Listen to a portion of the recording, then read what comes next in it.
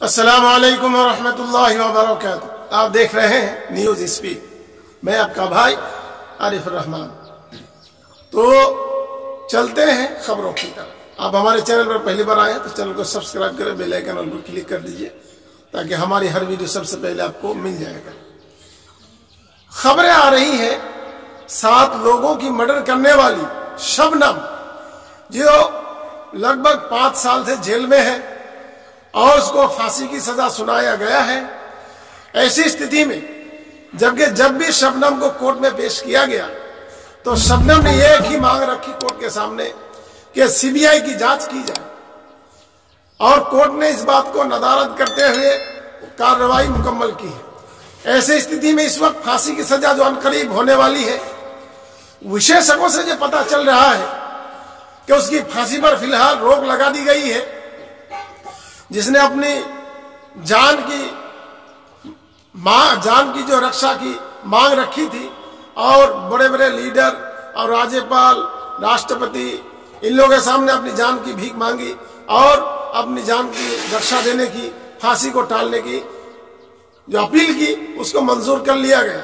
जो पता विशेषज्ञों से चल रहा है कि फांसी पर फिलहाल रोक लगा दी गई है।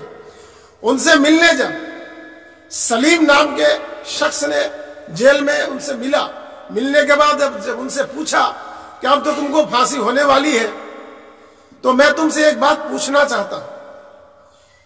ये चाहता हूं कि ये तुम्हारा बेटा मैं साथ लेकर आया हूं, ये तुम्हारा बेटा है, पर मैं तुमसे एक बात यही पूछना चाहता हूं, क्या तुमने 7 लोगों का कत्ल किया था? उसने रोते हुए कहा कि मैं कातिल नहीं हूं, मुझे फंसाया गया है, और यही उसकी बात हर बार दोहराया गया है। सलीम भाई कह रहे हैं कि बुलंदशहर में इस घटना के बाद तहलका मच गया था। तो शबनम इस वक्त वही मांग कर रही है कि इसकी फिर सही अच्छी तरीके से सीबीआई जांच हो और इसको सही फैसला ठहराया जाए। जो सीबीआई जांच होने के बाद जो फैसले आते हैं उसको किया जाए। जो एक इतने बड़े अदालत और पुलिस फोर्स की छानबीन के बाद भी सवाल उठाए जा रहे हैं, तो बड़े अफसोस और शर्मनाक बात है। जो एक महिला को फांसी की सजा हो गई और वो सीबीआई जांच की मांग कर रही है, तो उसके बाद को दरअंदाज किया जा रहा है और लोग कोर्ट और ऑफिसर्स उनकी बात को नजरअंदाज कर रहे हैं, जो बड़ी दुख और अफसोसनीय है। जब उसको फांसी होना ही है तो सीबीआई जांच होकर फांसी हो। सीबीआई जांच के बाद क्या न्याय मिलता है, क्या रिपोर्ट आते हैं, उसके बाद ही कोई कार्रवाई हो तो बेहतर है।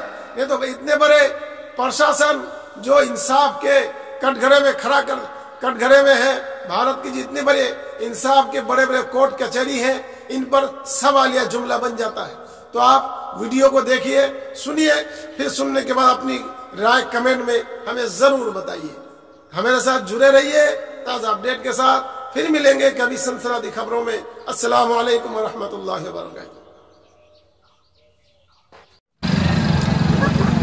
मेरे साथ लगभग 5 साल 6 महीने से लगभग ज़्यादा हो गए हैं, और इन 5 सालों में आज पहली बार मैंने शबनम से पूछा कि तुम्हें एक जो सज़ा मिली है उसकी फांसी होने वाली है, ऐसा मैंने अखबारों में पढ़ा है, टीवी पे देखा है, तो ये तुमने जो गुनाह किया है क्या ये सचमुच तुमने ही किया है या किसने किया है?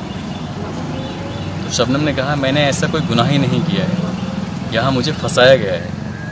और कोर्ट में भी वो पहले भी सीबीआई जांच की मांग करती रही है, लेकिन शायद उसकी बात सुनी ही नहीं गई। या तो इतनी बड़ी न्याय व्यवस्था पे सवाल उठना ये बहुत बड़ी बात है अपना आप में।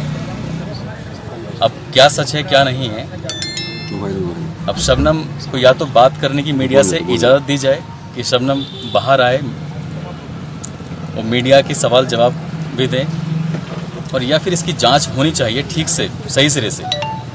इतनी बड़ी न्याय व्यवस्था में अगर सवाल उठाया जाए तो ये बहुत बड़ी अपने आप में एक बात होती है। जैसे कि शबनम कह रही है कि उसको फंसाया गया है, और अगर इत्तेफाक से वो बेकसूर हो और किसी के साजिश के तहत उसे फंसाया गया है, तो फिर फांसी की सजा उसके लिए एक हत्या हो जाएगी, मर्डर हो जाएगा। लिहाजा प्रशासन से निवेदन है, अनुरोध है कि प्रशासन उनकी बात को सुने और उस पर सीबीआई जांच करे।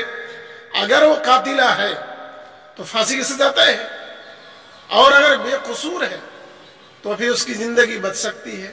उसके साथ में एक बच्चा भी है, उसके बच्चे की परवरिश आगे के लिए मुस्तकबिल का अच्छा हो जाएगा। लिहाजा सरकार को चाहिए कि उसकी बात को सुनी जाए और सीबीआई जांच कराई जाए। ऐसे जुड़ते रहे हमारे साथ। अस्सलाम वालेकुम व रहमतुल्लाहि व बरकातुहू।